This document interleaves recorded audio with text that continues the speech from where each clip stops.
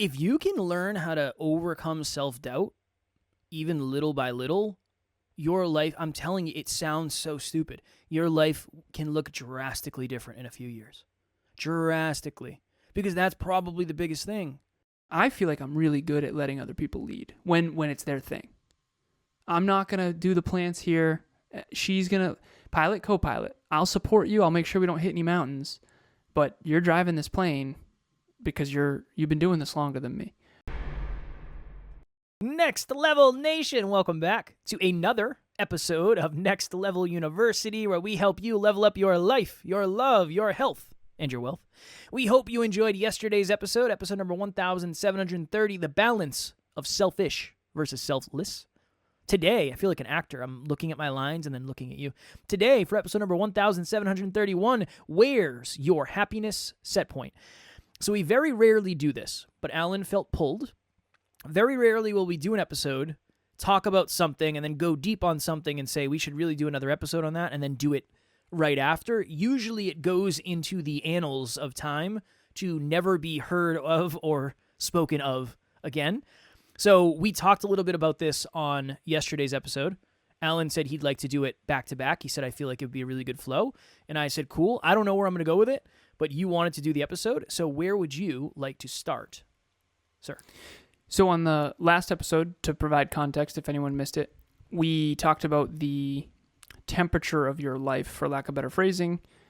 So most people like to keep their house on 70. When it's wintertime, usually you try to keep it on like 72 to 74. When it's summertime, usually you keep it at like 68, 66.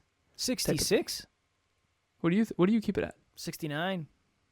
Whatever, man. It's the same range. No, 66. That's cold. 3 degrees makes a big difference. That's fair. You know what but I mean? In the summer, you try to keep it lower. Well, and in the winter, you try to keep it higher, right? Yeah, I would say that's fair. Yeah. Yeah, because human beings want what they don't have. Of course, yeah. Even though the it's the second it gets same. hot, it's like, oh man, I really miss the winter. The second it gets cold, it's like, wow, I really miss the summer. It's the whole thing. Yeah. That is the human condition. Yes, it is. But in the metaphor, I have a client who reached out to me recently and said, that really rocked me. What you said, I said, you fly lower energetically. And the frame here is when you go out to public and you are with people, do you feel like you have to dial yourself up to hang, or do you feel like you have to dial yourself down to hang? And I don't mean intellectually, I mean energetically. So for me, when I'm hanging out with other people, usually I have to dial my intensity and my focus and my energy down. I just have to settle down. When I'm with Emilia, I don't have to do that almost at all, because she just flies high in her energy. I went into her office earlier today, and she was in such an intense energy, and I never used to know the energy stuff. This is fairly new in my 30s. I love it. And now I'm seeing that everywhere. I mean, when you see an older person who's struggling to walk, they're just a lower energy. And I'm seeing them as energetic. We're all energetic beings, that kind of thing. So not only are they in pain, but they're lower energy. So you can tell when someone's really high intensity and high energy. There's certain characters in films that have a really intense energy. So for example, Iron Man is a good example. A lot of people love the Avengers movies. Iron Man is a very high energy, cognitive energy. He's always on. He's caffeine. He's always on. So if you're resonating with that, you are 80 degrees, and that's your normal. If you tend to be down and sad and lower energy, and we even say it, when you're down, what are you down? You're lower energy. When you're flying high, you're out, we're gonna take on the town tonight, we're gonna do it. What do you tend to be on? Do you tend to be on that energy, or do you tend to be down and low? And so you've got 80, you've got 70, and you've got 60. Do you tend to be at the 60 point and you have to really dial yourself up to be in public? Or do you tend to be at 80, you have to really dial yourself down? Kevin said a great quote that I adore, that I'll say probably forever. You are afraid that all of you is either not enough or all of you is too much. So I am afraid that all of me is too much. So I used to dial myself down a lot. I try not to now, but I still do sometimes. Kev, I think, is on the other end, or at least used to be on the other end. I think it's coming up over time. And I do think you can change this over time. I think part of what growth is going from 61 to 62 to 63 to 64. And again, this depends on state. So if your pet passed away today, you might be normally at 80 and you might be at a 55, okay? So just understand that there's a moment-to-moment emotional state, physical state, spiritual state, mental state, and then there's a macro set point. We're talking about the set point today. So my set point tends to be higher. So me up is way too up, and me down might be your up. And that's the frame here. And that's what my client was really going through, is realizing, oh, that's why I feel like I have to puff up all the time when I'm in public, because I don't feel like I'm enough around some of these other people. And whereas I'm the opposite, so I'm dialing down, she's puffing up, and that's a lot of the introvert-extrovert thing too. But for Kev, I wanted you to articulate for you what it's been like to work with someone who's more up, and how hard it's been for you, but also what your experience has been about how that's grown and evolved over time. Because I think I'm realizing that a lot of not only my clients, but our community members, it would benefit all of us to really see where we're at on this and what's our natural, so that we can make decisions that are more appropriate for our own set point. I don't think it's this simple, but if I was to think of all of the people that I have observed as being lower temperature, lower thermometer, lower set point, I think it has to do with self-belief, and I think it has to do with anxiety. Those would be the two things that I think I've probably noticed. This is always one of the hard things. When you and I would go to events, I would always be like waiting till we could be done for the night. Like waiting until, okay, we met this person, we're going to do this. Okay, let's go say hi to those people before we leave. And then are we done? Like we're good after that, right? Because that's how I need to see the light at the end of the tunnel. If I see the light at the end of the tunnel, I can put on a smile and do it. Not that I'm not happy, not that I'm not excited. And I think I'm weird in this too, because it's not because... I don't even know how to explain it. Like when I go out, let's say I go to the grocery store or something, I don't have to do anything. I'm fine. It's not like I have to like hype myself up or get energetically high. It's just whether or not I want to be energetically open. It's more that of like, I know I could have a conversation with this person or this person or this person if I wanted to. It's just like, am I willing to do that right now? It's like a conscious thought. Sometimes I'm just like, I'm not going to do it. Like I'm just going to check out, and I'm not going to try to start a conversation with this person. I'm just going to get through the line, and I'm going to go home. It really depends. It depends on the day. So I would say on my end, my experience working with someone who's higher on the temperature, the thermostat, it's almost like I am relying on you to get us to those bases that we have to get to, and then it's like, I'll see what I can do when I'm at the base, but I'm never going to take us to the next base. I had a moment with you and I when I was sick. And I had a moment with my EA at the time, shout out to Jerry Ann, where this was really good for me, but I hope this is valuable for all the listeners too. I do think it will be. It was the first time I had gotten sick in 9 years. And I felt, again, terrible is probably over-exaggerating. I felt like, this really sucks. It's hard to sustain my life when I'm well. Never mind when I'm sick. This is brutal. And again, brutal is relative because, let's be honest, I had the sniffles. Okay. That said, I remember I had a meeting with Jerry Ann. And I was like, you have to carry us. This is like the first time, and this is nothing against Jerry Ann. Jerry Ann, I know you're listening. I just fly higher than she does. She struggles with her energy levels. She's doing a mold detox, and she's also a mother of 4 doing a million things. So but I would say her set point is lower than mine energetically. I do know that to be true, and so does she, so she's not going to be offended that I say that. Now, at the end of the day, I remember sitting there in that meeting going, this might be the first time we've ever had a meeting, and we've had many, many, many, many, many, many meetings, Jerry Ann and I, where I am not going to be able to carry us. I need you to put me on your back and carry us to the, and I had a few moments like that with you as well. That's, I think, a good tell of where you are. Is do you feel like you, and honestly, I'm starting to connect a lot of dots here. I think leadership might be whoever has the highest energetic I think it's certainty. power. Yeah, because if your phone battery drains, the way that I see it is if you and I were to go work out and we were to do strength training, you would destroy me.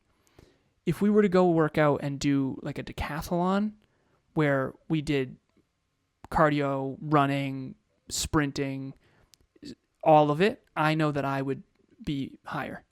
And the reason why is holistic energy I have higher, but you're just way better than me at a couple things. And I think that when it comes to your set point, I think it's holistic energy we're talking about here. And you've talked about before you come here and the first moment before you see me, you say that it's a little bit intimidating or nerve-wracking or whatever. It's intense. Again, It's very intense. Your household with Emilia is a very intense energy. It's a very intense energy. Yes. Not a bad one. Not a Okay. bad energy. It's just intense. It's I don't know. It's like you said earlier. I feel like energy is always something I've been focused on. I don't know if I could explain it though. Yeah, If I ever could it definitely explain is. it to you. It wasn't on my radar at all. You Yeah. definitely, in hindsight, the more I've learned about it, the more it's obvious that it was on your radar more than you thought. It's just it's just like when you go in, it's just there was times where I would get anxious. I would literally be anxious. And I was like, why the hell am I anxious right now? Like I'm fine. Like what did I eat something? And it was like, no, I think it's just a very intense, dialed in, intentional energy. Yeah, I don't know. I would have to think more about it to like effectively explain it, but it's a very heavy energy. I think that's the best way to put it. One last thing that I think is going to be unbelievably valuable for everyone as well. You and I have coached people 2-to-1, meaning 3 people on a session, and we've coached them individually as well. And so Kevin and I had a client for a long time, and we adore this person, still do. And we had a 3-way Zoom coaching session, collaboration, and Kev afterwards was like, dude, I've never seen an ego from her in my entire life. And I was like, that's exactly how she always is. What are you talking about? What if she's mirroring and matching my energy, and the delta that you're sensing energetically is something she doesn't have to turn on for you? And everyone's always said this. Kevin's a lot more easygoing than you, energetically easygoing. And I think there's something to be said, too, for people out there that feel too much for others. I think that's might be what this is. So if you're out there and you do feel like you're too much for other people, not only do I see you, I hear you, I feel you, holy crap, like, that's a thing. But for people who feel like they have to constantly turn it on and they feel like they're being inauthentic when they do that, because I'm sure there was a time, Kev, in the past where I remember the very first time you ever interviewed me, and you came in hot with energy that was probably fairly inauthentic. Yeah, I would say so. Because you're turning something on that isn't real yet. And I think that's what people are trying to say when they say fake it till you make it, trying to say when they say fake it till you make it, but I think it gets all messed up because then there's that whole thing. But at the end of the day, it's very obvious to me in hindsight that you have always been focused on energy with people. And it's been fascinating for me to see the world through that lens, because now I get it. And now I understand. And here's the thing too. Your energetic state determines how you see everything. Yeah. When I'm down, dude, everything seems more hopeless and more helpless. I think that's why I have, I don't want to say more empathy than you, because I don't mean it like that, but I have, I know what it's like to be just down because I'm down. Like, I know what it's like. There is a part of me that likes getting sick because I don't have to do anything. Like, there's a part of me that's like, yeah, cool, I don't have to get out of bed today. Like, there's a piece of me that physically enjoys that. I'm not thinking like, I'm missing out on something. That's just not the way I'm naturally wired. It's so, I'll have days where like I look at my calendar and I know you get it. I know you experience it, but it's probably different, where I think to myself, like, I physically don't know if I'm going to be able to get through the day. Like, I'm not sure if I can do back to back to back without like not burning out. It's like, it's really going to suck. Not that I can't do it, but it's like, it's really going to suck. This is really, really, really, really going to suck. And I know you have those days. I just wonder if the suck is different. Hello, hello, hello, NLU listener. Thank you, as always, for listening to Next Level University. Real quick, I just want to jump in and let you know about the Next Level Dreamliner. This is a journal that I use every single day. Achieve your dreams 90 days at a time. It breaks down your dreams into goals, milestones, and daily habits. We hope you enjoy it. The link will be in the show notes. The experience I had pre-marathon, let me actually share this. I had an experience. I did a timed mile recently. I had the moment. I told Emilia, she's like, well, what are you going for? It was me, her, and Tucker alone at the track. It was a wonderful evening. Tucker does running? Does he run? He jogs. Yeah, I was going to say, he's got flu. He's so floofed. He's so floofed. He does well, man. He hikes mountains. He does a great job. Yeah, I'm very proud of him. Not aerodynamic, though, so I imagine it'd be like... Not at all. You know what I mean? Not at all. He does a good job, and I pick him up when I need to, because when he gets really, really, really tired, it's a Tucker football. That's what it is. Yeah. He's adorable. But anyway, so before the timed mile, I had the anxious moment. It's like, because Emilia asked, what are you going for? I said, I'm going to go for 6. I feel like I can do 6. And she saw the doubt in my eyes. She saw it. She's like, come on. You can do it. Come on. I'm like, honey, I don't know. I don't know if you have context to a 6-minute mile. She's like, I know. State and prove. Let's go. You got this. And she said, even you're either going to do it or you're going to get humble pie. Let's rock. And I'm like, okay. So she pulled me out of it. And I was going for 6. I thought worst case scenario, 7. Ended up at 7:09. And I'm telling you, I trucked. I'm sitting there going, did I count the laps wrong? Like, I was trucking. Holy crap, humble pie. So for the runners out there, wow. So 7 minutes, 9 seconds for the mile. And granted, it's after a long week. Exercised every day for 2.25 years, blah, blah, blah. Doesn't matter. Here's my point. When you sit there and say, I don't know if I can do this physically, I don't know if I can physically do this, I have that moment every now and then. With things like that, I don't think I can do this. I had the intuitive moment. It's not physically. It's mentally. Physically, I can do it. I know I can sit through calls all day. It's not that. It's the mental, energetically. It's like energetically, I don't know if I can do this. Yeah. More than physically. The self-doubt moments are brutal. Oh, yeah, they're the worst. I hope we can, and I would learn from you more than me with this, but self-doubt, dude, if you can learn how to overcome that. Yeah, you are, I don't want to say unstoppable. Again, that's bumper sticker self-improvement. If you can learn how to overcome self-doubt, even little by little, your life, I'm telling you, it sounds so stupid. Your life can look drastically different in a few years. Drastically. Because that's probably the biggest thing. How many people out there are people that want to speak, but they're afraid to speak? How many people out there have a crush on someone deeply, and you'd be a wonderful partner to that person? We don't know them, right? But we don't, I don't know if they'll be a great partner to you, but you'd be a wonderful partner, and the only reason you haven't found the right person is because you haven't asked them yet. That's the one of the hardest things in the world. Self-doubt. Self-doubt is such a brutal thing. It's such a brutal thing. I think one of the best things, again, not to speak arrogantly about me, one of the best things for me is realizing how much self-doubt I have, because at least I'm honest about it. And I don't lie about it, and it's not like, oh no, I know I can do anything I set my mind to. I don't believe I can do anything I set my mind to. I believe I can do something after I start doing it, and it's like, oh, okay, the air isn't as thin up here as I thought it would be. Okay, cool. That's why I'm comfortable speaking, because I just have so many reps. But there's certain things that I'm not that comfortable doing yet because I haven't done them that often. And that's just the way I am. I'm somebody, I need to do something to believe in it.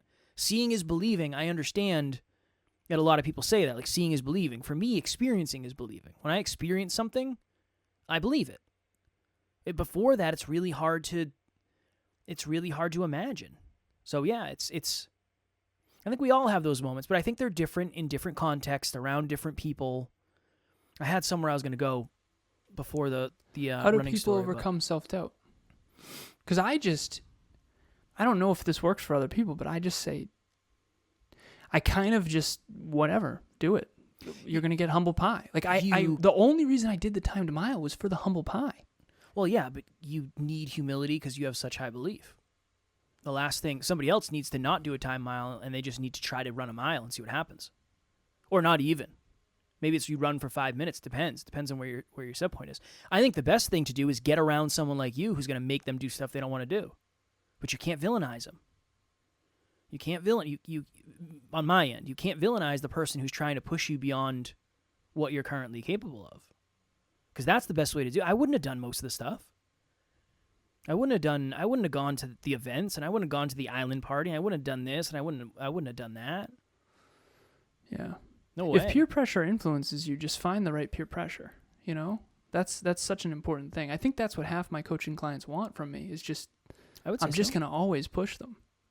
It's a safety net. You're not in a bad way, but like it's okay. There's a lot of people that it's not okay to fail around because they'll make fun of you. I fail around you. You fail around. It happens all the time, every day, and nobody's ever made on the team. I went on an interview recently. It was I think it was called like Heart-Led Business. It was all about heart. Why is heart so important for your business? Nice. And we were talking about that about like failing. It's like I'm gonna fail more than anybody in the team. For sure. I have failed more in the last 7 years than anybody on the team will ever fail well on the team. It's just because I've had to. I've done so many things, and you failed more than I have because you've done more things, and you're leading us. But I was talking about how the reason it's easier to fail on our team is because we're all about it, and we'll never make you feel bad for failing.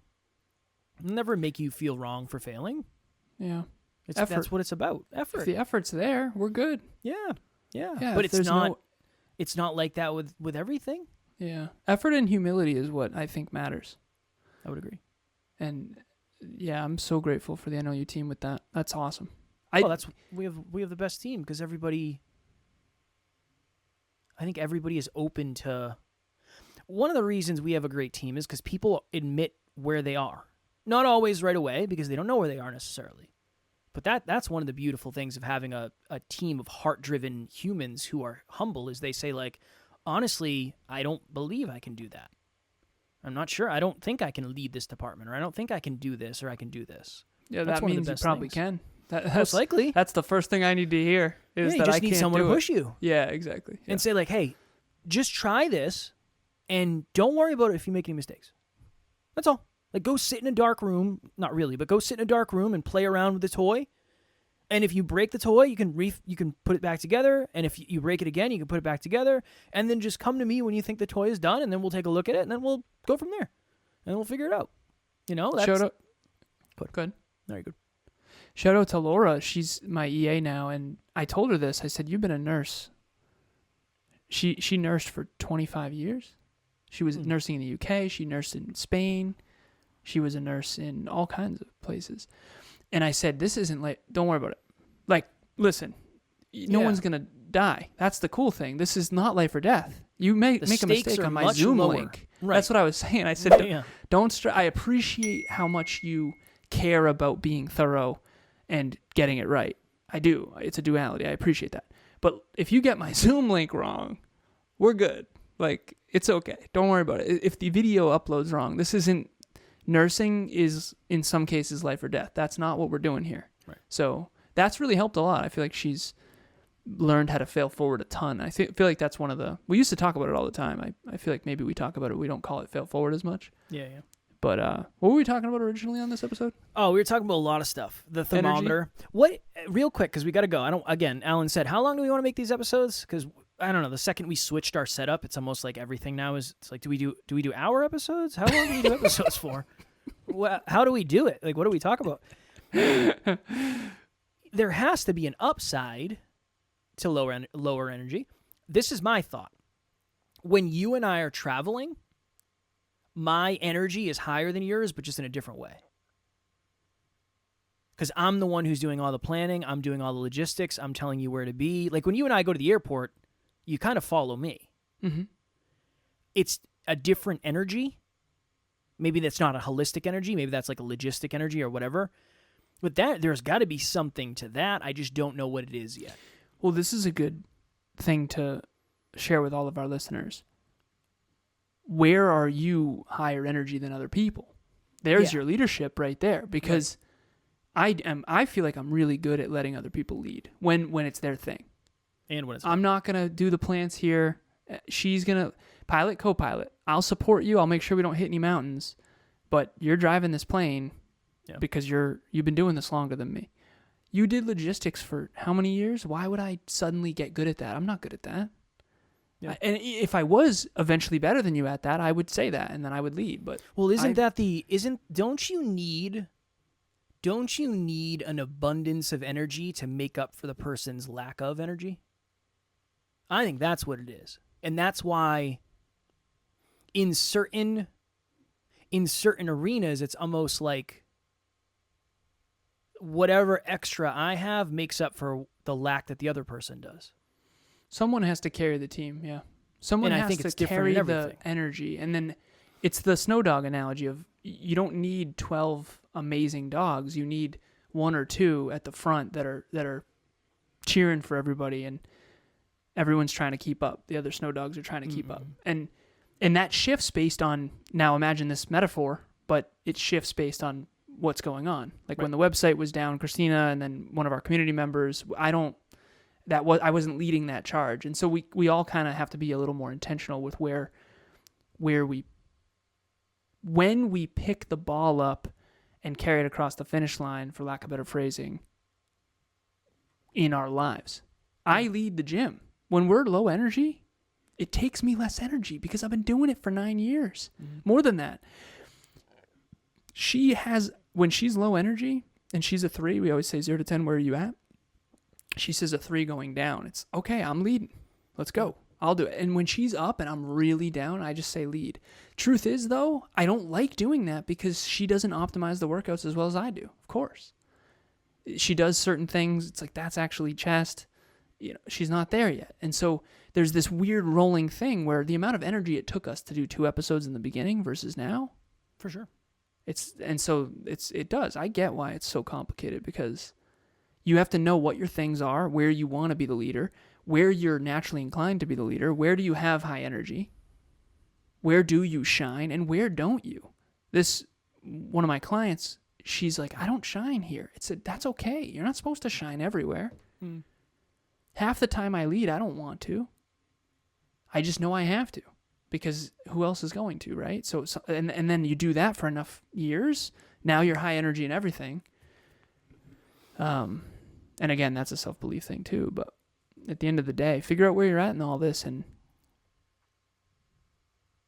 I think that at the very least, everyone thinking about and talking about energy levels, it's kind of like the battery on your phone. Maybe I have a bigger battery or something like that, but different apps use different amounts of battery it's a good analogy, I think. And you don't want to try to lead when you're at 2% battery. Well, speaking of battery, my battery is nearing the end of its cycle, and I'm going to go eat dinner now. Mm-hmm. Have a good one. You as well, brother. Thank you very much. I appreciate that. What are you having? I've been having a lot of turkey kielbasa lately. Nice. Oh, it's so good. Throw it in the air fryer, crisp it up. A little white rice, a little a little A1 sauce. 10-pound and 10-week challenge, man. Right. I told Taryn, I said I'm down. I'm averaging 1.1 pounds a week. So nice. I'm right on schedule, and that includes the partying.